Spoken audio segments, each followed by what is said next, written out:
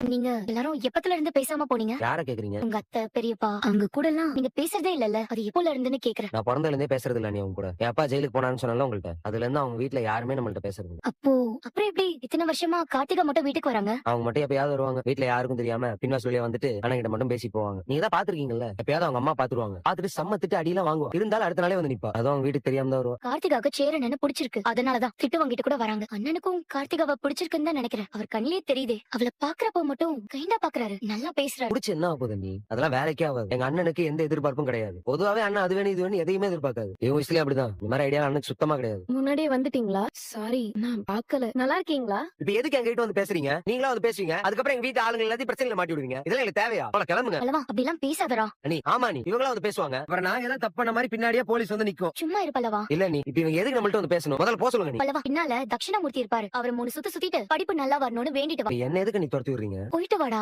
ஒரு 5 நிமிஷம். அவங்க ஏதோ சொல்ல வராங்கல்ல. ஆமா, சோழ உங்களை பார்க்க வந்ததா சொன்னீங்கல்ல, என்ன விஷயம்? ஆமா பாண்டியா, சோழனும் அவர் ஒய்ஃப் சேர்ந்து தான் வந்திருந்தாங்க. அவங்க ஆபீஸ்ல உட்கார்ந்து பேசும்போது உன் அண்ணன் தானே எனக்கு சட்டுன்னு பிடிபடல. அப்புறம் அவங்க போனதுக்கு அப்புறம் தான் எங்கேயோ பார்த்த மாதிரி இருக்கேன்னு யோசிச்சேன். அப்புறம் தான் ஞாபகம் வந்துச்சு. என்ன விஷயம் சார்? அவங்க எதுக்கு உங்களை பார்க்க வந்தாங்க? பரவாயில்ல சொல்லுங்க சார். அண்ணன் வீட்டுல நடக்கிற எல்லா கதையும் எனக்கும் தெரியும் சார். சொல்லுங்க சார். அது ஒண்ணும் இல்லப்பா, அவங்களுக்கு கல்யாணம் ஆகி என்ன ஒரு 2 மாசம் இருக்குமா, அதுக்குள்ள 2 பேரும் டிவோர்ஸ் கேட்டு வந்து நிக்கிறாங்க.